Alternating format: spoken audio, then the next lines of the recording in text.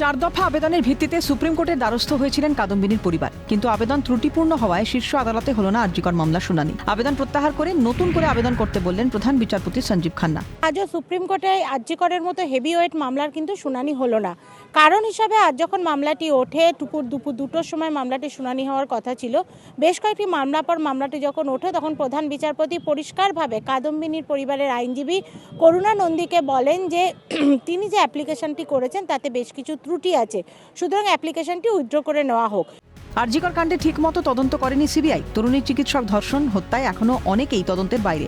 Supreme নির্দেশ সত্ত্বেও তদন্ত নিয়ে পরিবারকে অন্ধকারে রাখা হয়েছে। সময় মতো সাপ্লিমেন্টারি চার্জশিট দেওয়া হয়নি। এই চার দফা বক্তব্য নিয়ে সিবিআই এর বিরুদ্ধে সুপ্রিম কোর্টে দ্বারস্থ হয়েছিলেন কাদম্বিনীর বাবা মা। শুনানির গোড়াতেই প্রধান বিচারপতি সঞ্জীব খান্নার বেঞ্চ কাদম্বিনীর আইনজীবী করুণা নন্দীর উদ্দেশ্যে বলেন, আবেদন ত্রুটিপূর্ণ, বেশ কিছু সমস্যা রয়েছে, আবেদন প্রত্যাহার করে নতুন করে আবেদন করুন। পাশাপাশি জানতে চান কলকাতা হাইকোর্টে এই সংক্রান্ত রিট পিটিশন জমা আছে কিনা, শুনানি কবে। পাশাপাশি প্রধান বিচারপতি নির্দেশ দেন, আরজিকর কাণ্ডে আন্দোলনকারী রেসিডেন্ট ডাক্তারদের কর্মবিরতির 10 দিনের সময়কালের জন্য আইনত বা কোনো কঠিন ব্যবস্থা নেওয়া যাবে না।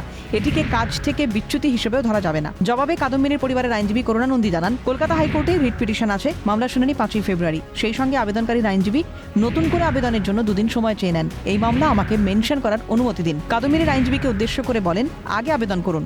সিবিআই এর তরফে বুধবার আদালতে ছিলেন সলিসিটর জেনারেল তুষার মেহতাও। তিনি বলেন, সিবিআই সমস্ত প্রশ্নের উত্তর দিতে প্রস্তুত, কিন্তু যে আবেদন করা হয়েছে এতে অপরাধীরা সুযোগ পেয়ে যাবে।